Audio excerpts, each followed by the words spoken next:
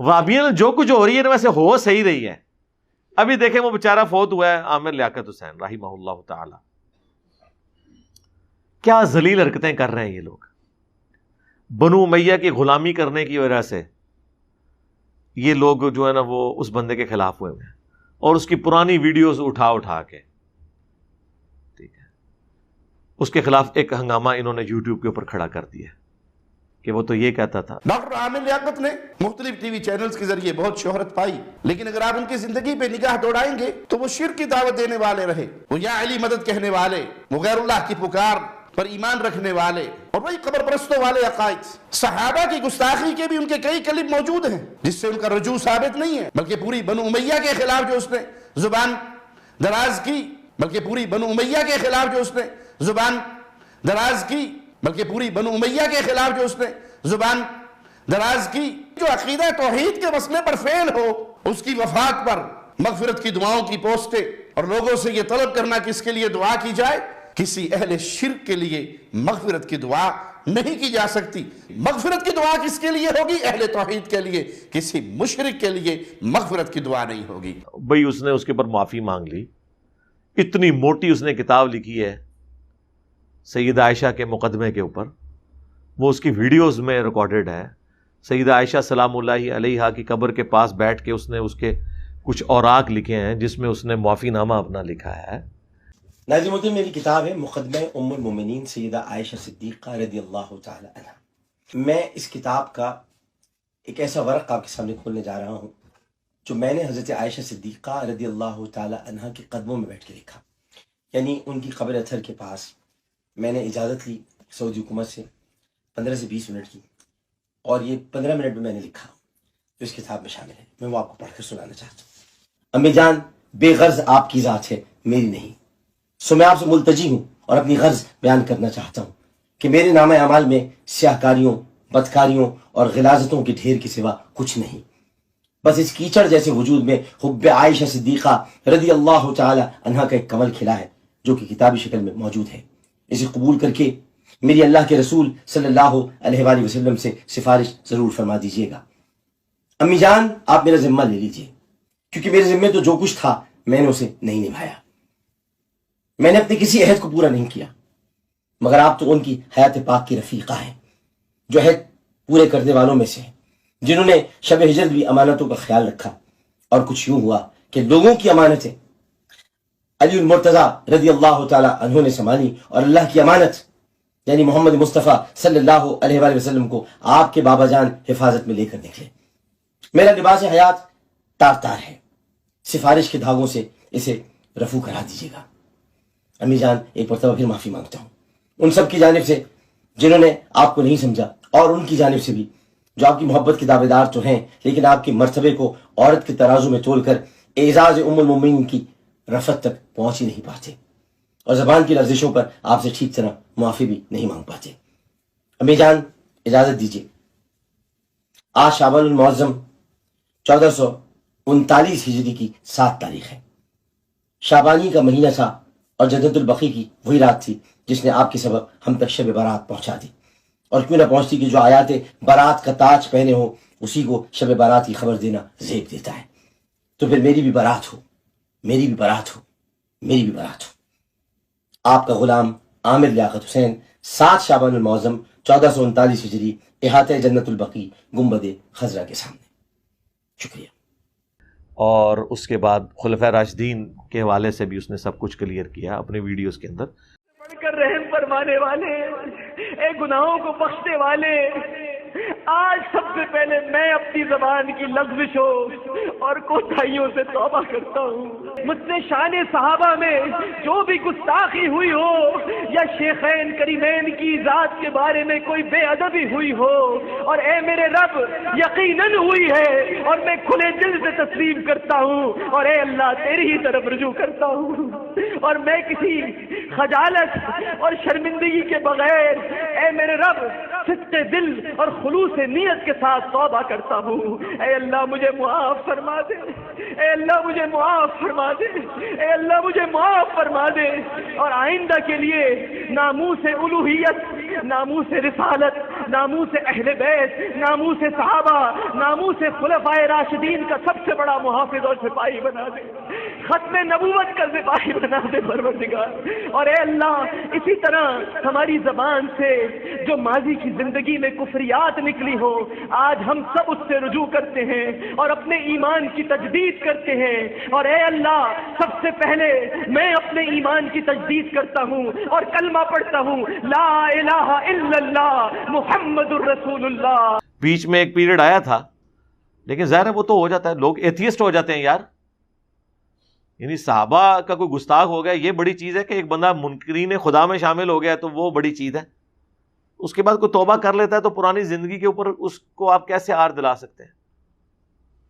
ٹھیک ہے غلطی ہوئی اس سے، میں نے تو اپنی ویڈیو میں بتایا کہ میرے ساتھ تو وہ رابطے میں تھا، کچھ عرصہ سے ذرا معاملہ تھوڑا میں نے خود ہی اوائڈ کیا ہوا تھا کیونکہ مجھے ان کی ایکٹیویٹیز کے بارے میں ایسے پتہ چل رہا تھا، میں نے کہا یار اور کوئی مسئلہ میرے لیے نہ کھڑا ہو جائے، ادروائز تو ماشاء اللہ تعالی توحید بھی کافی بہتر ہو گئی تھی، بلکہ وہ تو ابھی اتنا غلوف کرنا شروع ہو گیا تھا۔ مجھے ان کے قریبی دوست ہیں جو میرے بھی دوست ہیں، ان کی موجودگی میں انہوں نے اپنے گھر میں کچھ سنی اور کچھ شیعہ علماء نعت خوان کسی ڈنر کے اوپر بلائے ہوئے تھے، تو وہاں کسی شیعہ نے کوئی خلفائے راشدین کے بارے میں بات کی تو وہ مجھے کہنے لگا جی عامر لیاقت ان کے ساتھ لڑنا شروع ہو گیا، اور وہ اس نے ان کے سامنے کہہ دیا کہ یہ تو کافر ہیں، یعنی وہ اس درجے تک پھر دوسری طرف غلوب میں چلا گیا تھا۔ یہ اس کی پرانی زندگی ہے جس سے آپ کو کلپ دکھائے جاتے ہیں۔ آج میں صبح آتے ہوئے وہ جو فاروق وڑائچ صاحب ہیں، سہیل وڑائچ صاحب کے بیٹے، وہ جو اردو پوائنٹ کے اوپر آپ کو پتا ہے نا انٹرویو لیتے ہیں، انہوں نے 21 جون 2021 کو انٹرویو لیا ہے ڈاکٹر عامر لیاقت کا، یعنی آلموسٹ 8 سے سال پہلے، ان کی وفات سے 1 سال پہلے۔ اس کے اندر باقاعدہ ایک بات کے دوران انہوں نے کہا ہے کہ نبی علیہ السلام سے یا کسی اور شخص سے دعا نہیں کی جا سکتی، دعا صرف اللہ سے کی جائے گی۔ میں روزہ رسول کے اندر جب گیا تھا تو میں نے ایک ہی دعا رسول کریم صلی اللہ علیہ وسلم کی بارگاہ میں اللہ کے حضور رکھی تھی۔ یہ جو جملہ غور سے سنیے گا، رسول سے دعا نہیں مانگتے اللہ سے، ورنہ لوگ یہ کہیں گے۔ ہم نے اس نعت کو بھی چینج کرایا کہ اے سبز گنبد والے منظور دعا کرنا، نہیں، اے سبز گنبد والے تم ہم پہ کرم کرنا، جب وقت نظر آئے تو دیدار، منظور دعا تو اللہ کرتا ہے، دعا تو سوائے اللہ کی کوئی سنتا ہی نہیں۔ اجیب الدعوت الداعی اذا دعان ادعونی استجب لکم، تو دعا تو اللہ سے مانگی جاتی۔ آپ ان کے جملے سن لیں تو آپ کو پتہ چل جائے گا کہ کس اسٹیشن سے وہ بول رہے ہیں، جو میں نے کہا تھا نا کہ وہ ریگولرلی ویڈیوز دیکھتے تھے الحمدللہ۔ اور یہ جو بول ٹی وی کے اوپر جو دین کے نام کے اوپر تماشا کھڑا کیا ہوا تھا نا ایک خاص فرقے کی سپورٹ میں، جس میں خود عامر لیاقت صاحب خود پیش تھے، اس کے والے سے ان کی ریزرویشن تھی، وہ خود یعنی جب میری ویڈیوز دیکھی کرونا کے دنوں میں جب وہ بیمار ہوئے ہوئے تھے تو اس دوران انہوں نے ویڈیوز دیکھی اور انہوں نے رٹے مارے ہوئے تھے ویڈیوز کے اوپر، وہ بلکہ وہ اسی طریقے سے جو بابوں کی کہانیوں کا مذاق میرے سامنے اڑاتے تھے جس طرح میں ان کی انجینئرنگ کرتا تھا کہ یار یہ دیکھو یہ کیا بات کر رہے ہیں، ایک چینی جن ہے اور اٹھا کے لے گیا اور فلانا بزرگ جو ہے اڑ گیا اور یہ ہو گیا وہ ہو گیا، اس طریقے سے۔ اور ماشاءاللہ انہوں نے بے شمار ویڈیوز دیکھی ہوئی تھی، اس لیے میرا دل ان کے حوالے سے بالکل اس حوالے سے صاف ہے کیونکہ میرے پاس تو فرسٹ ہینڈ نالج ہے۔ دوسرا جو لوگ ان کے خلاف کر رہے ہیں ان کو کہیں کہ آپ کے پاس کون سی ایسی چیز ہے، جب ایک بندہ توبہ کر لیتا ہے پھر تو پچھلی ساری چیزیں جو ہیں وہ زیرو سے ملٹیپلائی ہو گئی، تو بات ہی بالکل غلط ہے۔ حضرت عمر بن عاص کی وہ جو لمبی حدیث ہے 321 نمبر صحیح مسلم میں شروع میں ہی انٹرنیشنل نمبر کے مطابق، جس میں وہ اینڈ پہ اپنے موت کے وقت اپنے بیٹے سے گفتگو کرتے ہیں، پھر وہ بتاتے ہیں میری زندگی میں 3 اوقات آئے اور اس میں جو حضرت علی سے انہوں نے جنگیں کی اس کے بارے میں ان کو اینڈ پہ دکھ تھا۔ اس کے آپ شروع میں دیکھیں وہ کہتے ہیں جب میں مسلمان ہونے گیا پہلی دفعہ نبی علیہ السلام کی خدمت میں، تو نبی علیہ السلام نے جب دایاں ہاتھ آگے بڑھایا ملانے کے لیے تو میں نے اپنا ہاتھ پیچھے کھینچ لیا، تو حضور نے کہا یہ کیا ہے؟ تو میں نے عرض کی کہ اللہ کے نبی مجھے آپ گارنٹی دیں کہ میرے پچھلے سارے گناہ معاف، اس توبہ کرنے سے پہلے جو میں نے اسلام کے خلاف سازشیں کی تھی۔ تو نبی علیہ السلام نے فرمایا کہ کیا عمر تجھے نہیں پتا کہ حج جو ہے وہ سابقہ کے سارے گناہوں کو معاف کر دیتا ہے، ہجرت سابقہ کے سارے گناہوں کو معاف کر دیتی ہے، اور ایمان لانا سابقہ کے سارے گناہوں کو معاف کر دیتا ہے۔ تو پھر میں نے بیعت کی اور کہتے ہیں اس وقت میں مر جاتا تو سیدھا جنت میں جاتا، لیکن اس کے بعد پھر میرے پہ ایک ایسا وقت آیا، پھر وہ دردناک چیز ہے، میں اور طرف چل پڑوں گا، پھر آپ کہیں گے بنو امیہ بیچ میں کہاں سے آ گئے؟ بنو امیہ کے بغیر تو بخاری مسلم نہیں مکمل ہوتی بھائی، قرآن نہیں مکمل ہوتا جب تک کہ ہم ان ایشوز کو ڈسکس نہ کریں۔ ڈاکٹر عامر لیاقت صاحب کے والے سے آپ کو پتا ہے میرا کلپ بھی آ گیا تھا اسی رات، چونکہ لائیو سیشن میں مجھ سے سوال ہوا تھا، تو وہ پھر مجھے اسی دن ان کی ڈیتھ ہوئی ہوئی تھی، میں بھی ذرا ایک غم کی کیفیت میں تھا، ظاہر ایک تعلق تو ہے تھا، تو میں نے اس میں فی البدی کچھ گفتگو کی تھی، وہ آپ دیکھ سکتے ہیں، ماشاء اللہ تعالیٰ لوگوں نے اپریشیٹ کی ہے۔ وہ میرے دل کی آواز تھی، جو پازیٹیو چیز تھی میں نے ہائی لائٹ کی، جو نیگیٹو چیز ہے اس کو میں نے کنڈیم کیا۔ ہم نے کیوں کسی کی غلط چیز کو آن کرنا ہے، اور کیوں اتنا تنگ نظر ہونا ہے کہ کسی کی اچھائی کے لیے ہم دو بول بھی نہ بول سکیں؟ ایسا نہیں ہے۔ میں نے ان کی اچھائی کی کہ وہ پاکستان میں پہلی دفعہ یہ ہوا تھا، عالم آن لائن جو جیو کا پروگرام 2003-04 میں شروع ہوا، یہ پہلی کوشش تھی کہ پبلکلی مختلف مکاتب فکر کے علماء کو ایک پلیٹ فارم پہ اکٹھا کر کے ایک سوال ان کے سامنے رکھا جائے اور سب سے 1 to 1 جوابات لیے جائیں۔ اور آپ کو اس پروگرام کی وجہ سے یہ پتہ چل گیا کہ 90% مسائل ایک جیسے تھے۔ ویسے عوام الناس یہ سمجھتی تھی کہ سنی شیعہ میں 90% جو ہے اختلافات ہیں، لیکن آپ دیکھیں وہ جب مسئلہ پوچھتے تھے لگتا تھا دونوں ایک طرح سے بات کر رہے ہیں، الفاظ کا چناؤ مختلف ہوتا تھا، اینڈ رزلٹ ایک ہوتا تھا۔ تو آپ دیکھیں کہ پچھلی صدی میں آخری 2 دہائیوں کے اندر جو یہ رشیا افغان وار ہوئی، اس کی وجہ سے جو ہمارے ملک کے اندر ایک اس زمانے میں ایک امپورٹنٹ چیز آ گئی کہ اینٹی شیعہ ایلیمنٹ، کیونکہ تازہ تازہ انقلاب بھی ایران میں آیا ہوا تھا، تو عرب ملکوں نے یہاں پہ پراکسی وار لانچ کر دی کہ کہیں وہ انقلاب امپورٹ ہو کے پاکستان میں بھی نہ آ جائے، اور یہاں پہ عرب ملکوں نے بڑا پیسہ لگایا اس کے لیے، پھر افغانی ہمارے بھائی بھی استعمال ہوئے، پھر یہاں پہ ایک خاص فرقہ جو ہے دیوبند کا، اس زمانے میں وہ استعمال ہوا نان اسٹیٹ ایکٹر کے طور کے اوپر، اور تکفیری سوچ، حتیٰ کہ آپ کو پتہ ہے مساجد کے اندر بھی شیعہ کافر لکھا گیا، حالانکہ ان سے پوچھیں یہ شیعہ اور کافر یہ دونوں الفاظ قرآن کے اندر آئے ہوئے ہیں۔ آپ ٹوائلٹ میں شیطان لفظ بھی نہ لکھیں، اس کے بھی جو حروف تہجی ہیں وہ قرآن کے ہیں، کو اللہ سے ڈر جائیں۔ اور پھر نعرہ بازی، آپ کو پتہ ہے اس ماحول کے اندر کس طرح مسجدوں میں، امام بارگاہوں میں حملوں کا سلسلہ شروع ہوا،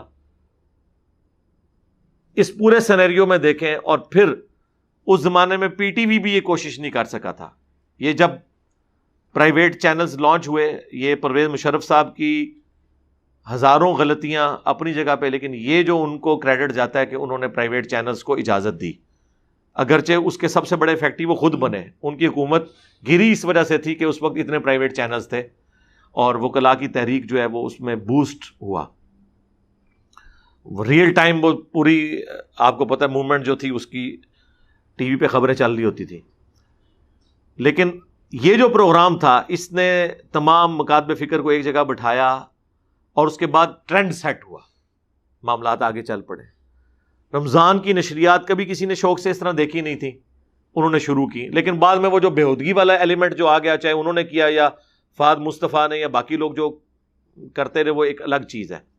میں بتا رہا ہوں کہ ٹرینڈ سیٹر وہ بنے، تو یہ ان کو کریڈٹ جاتا ہے کہ انہوں نے کام۔ باقی ظاہر ہے کہ زندگی ایک جیسی نہیں رہتی، انسان کی زندگی میں بعض اوقات ایسے لمحات آ جاتے ہیں، غم کی وجہ سے کوئی ایسی کیفیت ہو جاتی ہے، ہو سکتا ہے آپ کی ذہنی کیفیت بھی ایسی نہ ہو اور آپ اس قسم کی حرکتیں کریں جو وہ آخر میں ٹی وی چینل کے اوپر کرنا شروع ہو گئے، کبھی ناگن ڈانس شروع کر دیا، کبھی کوئی اور معاملات، ولگر قسم کے مذاق۔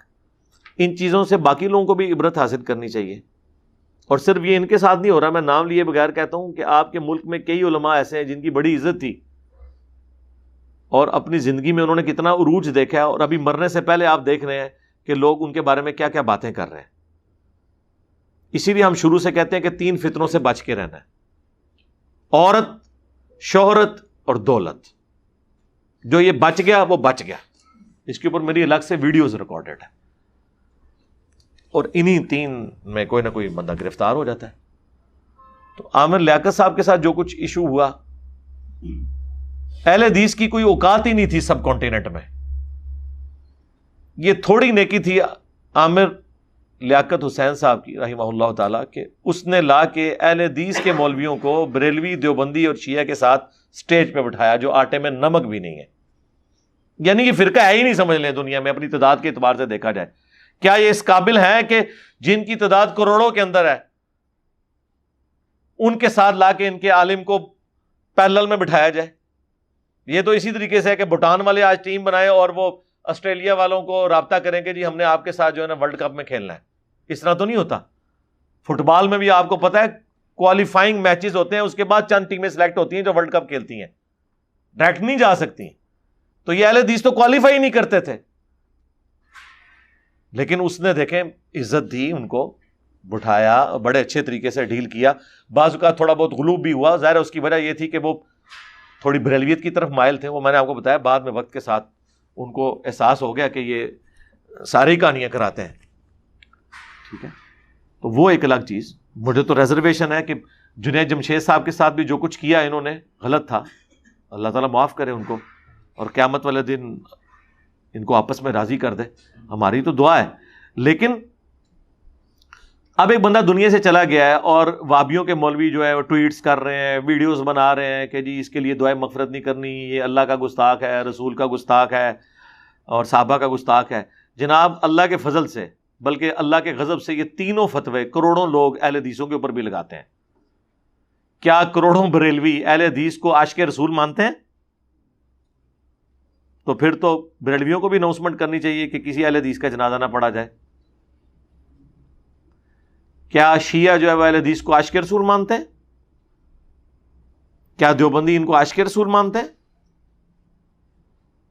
تو یہ اس طرح کا ایٹیچیوڈ جو انہوں نے سوشل میڈیا کے اوپر اڈاپٹ کیا. خیر ان میں وہ ایک شریف آدمی بھی ہے، وہ ان کا اہل حدیثوں کا کیا نام ہے اس کا، وہ جو خلیل الرحمان جاوید صاحب، لیکن اس نے بھی ریڈ لائن نہیں کراس کی، اس نے دونوں پارٹیاں خوش رکھی ہوئی ہیں. ہاں، اس نے اس طرح کی کوئی سٹیٹمنٹ نہیں دی ہے کہ جس کی وجہ سے اس کے اپنے لوگ بھی اس کے خلاف ہو جائیں. دعائے مغفرت کی ہے جی اس نے؟ ہاں نہیں کرے گا. ہاں سرکار وہ تو میں وہ گلے پھاڑنے والے دو مولویوں نے کیا سی کہ ٹائم قیامت تک ہے کہ جس خادم رضوی صاحب کی تم تعریف کر رہے ہو نا، نہ اس کا جنازہ تم پڑھو گے نہ اعلانیہ دعائے مغفرت کرو گے، اور ٹائم قیامت تک ہے. کیا اس نے؟ تو پھر یہ جو تم لوگوں کو دھوکہ دیتے ہو کہ جی بریلوی، دیوبندی، اہل حدیث ایک تسبیح میں پرویا ہوا اتحاد ہو چکا ہے. ہمارے مطالبات آپ کے سامنے ہیں. ہم آپ کو بارہا یہ کہہ چکے ہیں کہ اہل حدیث، دیوبندی اور بریلوی اتحاد ایک تسبیح کی طرح ہو چکا ہے، ایک قوت اور طاقت بن چکا ہے. یہ جھوٹ بول رہے ہو نا، پھر ان کو اپنے مفادات کے لیے یوز کرنا چاہتے ہو نا. خیر خادم رضوی صاحب کو یہ بات پتہ تھی اپنی زندگی میں، تبھی تو انہوں نے مرنے سے کچھ عرصہ پہلے احسان کیا ہمارے اوپر تو بہت زیادہ جب انہوں نے اذان کے اوپر جو سٹیٹمنٹ دی اور اس سے بڑی مہربانی جس نے وہ ریکارڈنگ کر لی. چھڑ دیو انہاں دی کیڑی گل ہے تے سوراں دے سور نے. ہاں کہنا انہاں بڑیاں دے اخلاص منگو تے بڑے بڑے لوگ ہم گداواں نو خیر پا ہی دے. چلو جی چلیے او بھابیاں دی اذان اے تے کیڑا تے اے تے سور دے سور چلو چلیے.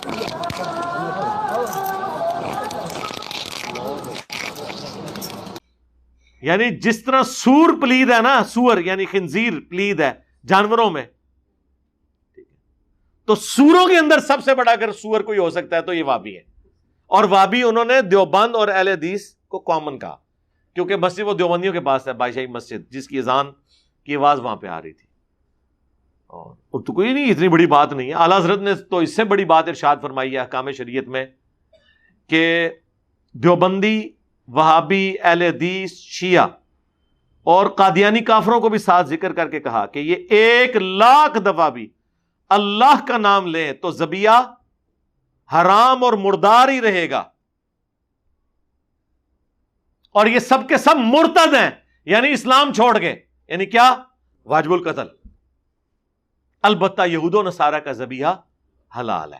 اس کا مطلب ہے کہ اعلی حضرت کے نزدیک دیوبندی، اہل حدیث اور شیعہ یہود و نصارہ سے بھی بدتر ہیں. ہوں اپنی فکر کرو، جڑے کہتے نہیں جی آپ نے کہہ دیا جی قادیانی یہود و نصارہ سے بہتر ہے. وہ میں نے کس کانٹیکسٹ میں بات کی تھی کہ انہیں دعوت دینا آسان ہے کہ وہ قرآن کو، بخاری مسلم کو مانتے ہیں. جی مانتے ہوتے تو ختم نبوت مانتے. سرکار آپ بھی مانتے ہوتے تو یا شیخ عبد القادر جیلانی مدد کہہ رہے ہوتے، ایاک نعبد و ایاک نستعین کو آپ مان رہے ہوتے. پھر وہ ٹاپک اور طرف چل پڑے گا. یعنی ان پرنسپل کتابوں کو مانتے ہیں تو اب ان کو آپ دعوت دیں تاکہ ان کی نسل اسلام میں واپس آ جائے. یہ میں نے اس کانٹیکسٹ میں بات کی تھی. بل آپ اپنی فکر کرو کہ اعلی حضرت مجدد دین و ملت کروڑوں بریلویوں کے امام نے اہل حدیث کو، شیعہ کو اور دیوبندیوں کو یہود و نصارہ سے بدتر اور واجب القتل قرار دیا ہے اور ان کے ذبیحے کو حرام قرار دیا ہے. اب نکاح طلاق تو آپ چھوڑ ہی دیں کہ آپس میں نکاح ہو سکتا ہے کہ نہیں، وہ تو گل ہی ختم. اور حسام الحرمین میں انہوں نے دیوبندیوں کو جو ہے وہ ان کی عبارتوں پہ فتویٰ لگا کے پوری دیوبندیت کی جماعت کو انہوں نے کہا یہ مرتد ہے اور اجماع ہے. اور اس کے جواب میں جب المحند علی المفند لکھی دیوبندیوں نے، انہوں نے کہا کہ احمد بریلوی ان کی جماعت شیطانی لشکر ہے. اور اس میں صرف انہوں نے بریلویوں کو نہیں، اہل حدیثوں کو بھی خوارج کی جماعت کہہ دیا، اسلام سے ہی نکال دیا. تو یہ تو ان کا حال ہے. تو یہ آپس میں اسی طریقے سے ہیں. یہ کبھی نہیں ایک دوسرے کے لیے دعائیں مغفرت کرتے، نہ ایک دوسرے کے جنازے پڑھنے کے قائل ہیں. یہ سب ہی ایسے ہیں. ان کی باتوں کے اوپر توجہ نہ دیا کریں، ان کو سیریس نہ لیا کریں. ان کی کوئی اوقات نہیں ہے. اب تو وہ دور ہے کہ ان کی مٹی پلید ہی ہوگی انشاءاللہ تعالی وقت کے ساتھ. اب دیکھیں کو تھوڑی سی عزت عامر لیاقت حسین صاحب نے ٹی وی پہ ان کو ویٹیج دے کے بنائی بھی تھی نا، وہ بھی ان کی عزت رول گئی اس طرح کی حرکتیں کر کے. یہ کرنا بنتا تھا جو کچھ انہوں نے یہ حرکت کی ہے. اس سے فائدہ کیا انہوں نے حاصل کیا، کسے خوش کیا ہے انہوں نے؟ اور پھر کو تھوڑی بہت کوئی عزت رہ گئی تھی نا ان کی توحید کی، وہ محمد بن سلمان حافظہ اللہ تعالی من الجنت والناس نے ان کی توحید کی بھی اور ان کے قرآن و سنت کو فالو کرنے کا جو ایک انہوں نے لبادہ اڑا ہوا تھا نا، اس میک اپ کو کیسا دھویا ہے کہ یہاں پہ درباروں کے اوپر ناچنے کے اوپر اور گانوں کے اوپر یہ بات کیا کرتے تھے. جنہوں نے اللہ کی سرزمین، اللہ کے دربار میں یہ کام کروایا، ان کے بارے میں ایک جملہ بولنے کے لیے تیار نہیں ہوتے. وہاں ان کو حکمرانوں کی اطاعت یاد آ گئی ہے. اور اسی محمد بن سلمان نے سٹیٹمنٹ دی تھی کہ ہم نے وہابیزم جو پھیلایا ہے یہ تو اپنے بڑوں کے کہنے پر، یعنی یہود و نصارہ کے کہنے کے اوپر پھیلایا ہے. تو وہ تو انہوں نے محمد الوہاب صاحب ان کی پوری تحریک کا جنازہ نکال دیا. حالانکہ محمد الوہاب صاحب نے ایسا نہیں کیا تھا. وہ پورے ایک مصلح تھے، مخلص تھے دین کے ساتھ، ان کے اخلاص میں کوئی شک نہیں ہے. اور یہ تو اپنے اس بابے سے جس کو یہ آن کر کے جس کی وجہ سے انہیں وہابی کہا جاتا ہے، اللہ کی وجہ سے نہیں کہا جاتا، ایک کسی پلے کھینچ نہ رہنا. محمد بن عبد الوہاب صاحب کی وجہ سے وہابی کہتے ہیں. اور وہابی کا لفظ باقاعدہ المحند میں بھی استعمال ہوا ہے. تو یہ تو اس کا نہیں دفاع کر سکے محمد الوہاب صاحب کا، باقیوں کا کیا انہوں نے دفاع کرنا تھا. تو ہر طرف سے اپنے لیے مصیبت کھڑی کر رہے ہیں. تو بڑا میں سمجھتا ہوں کہ مشکل سے سپیس ان کے لیے کریٹ ہوئی تھی. ہمارے اس پلیٹ فارم کی برکت سے لوگوں نے رفع الیدین کی وجہ سے اہل حدیث کو تھوڑی بہت عزت دینی شروع کی، سیریس لیا کہ یار یہ بھی کوئی مطلب سنت طریقہ ہے. ابھی تک تو لوگ مکھیاں مارنا اور یہی کہتے تھے. بڑی مشکل سے کوئی 4 بندوں میں عزت بنی تھی، اور یہ پھر اس طرح کی تکفیری سوچ کی وجہ سے وہ اس کو خود بخود ختم کر دیتے ہیں. اور جو لوگ اپنے اس وہابی فرقے یا اہل حدیثوں کے علماء کے خلاف بھی جو ان کے علماء بول رہے ہیں نا، وہ بھی بڑی ہوشیاری اور چلاکی کے ساتھ بول رہے ہیں. دعائے مغفرت ان میں سے کوئی بھی نہیں کر رہا. ہاں جی، نہ خلیل الرحمان جاوید صاحب کر رہے ہیں اور نہ عمر صدیق صاحب کر رہے ہیں. وہ بڑی پولیٹیکل سٹیٹمنٹس دے رہے ہیں جس میں وہ سانپ بھی مار لیں اور لاٹھی بھی بچ جائے.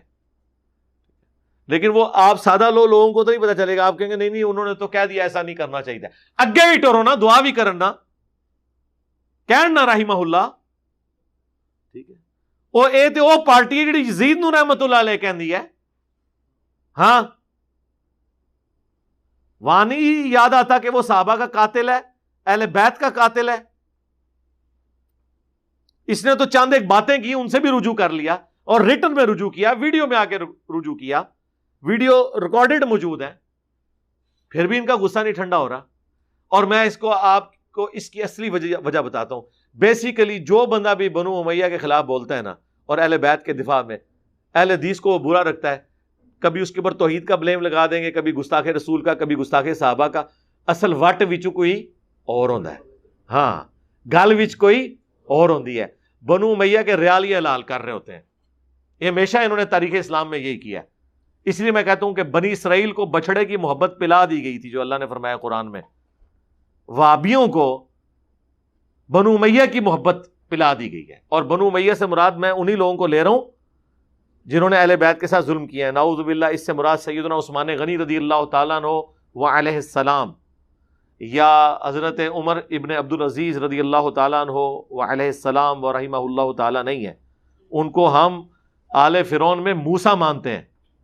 ہاں اب بنو ہاشم میں ابو لہب بھی ہے.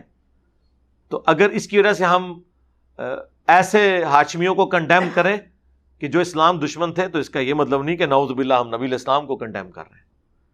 لیکن بنو امیہ اوور آل چکے اسلام کے ساتھ اس نے دشمنی نبھائی ہے. اچھے لوگ بھی بیچ میں پیدا ہوئے ہیں, لیکن ڈومیننٹ دشمنی نبھائی ہے, اس لیے ہم ان کے پر بات کرتے ہیں. بنو عباس تو خود اہل البیت میں سے تھے, انہوں نے بنو ہاشم کے ساتھ اہل البیت کے ساتھ ظلم کیے ہیں. وہ بھی ان سے کم نہیں تھے, 2 ہاتھ آگے ہی نکلے. حکومت کی لالچ میں انہوں نے بھی اپنے اپنے ادوار کے اندر کیا, ان پہ بھی میری الگ سے ویڈیو ریکارڈ ہے. تو یہ میں نے ایک ضروری سمجھا کہ میں تھوڑا بہت اس حوالے سے ورڈک دے دوں, کیونکہ سوشل میڈیا کے اوپر بہت زیادہ اس حوالے سے چیزیں چل رہی تھی, یہ تقاضا تھا. صلو علی محمد وآل محمد, اللہم صلی علی محمد وعلی آل محمد واصحاب محمد وازواج محمد اجمعین الی یوم الدین, آمین.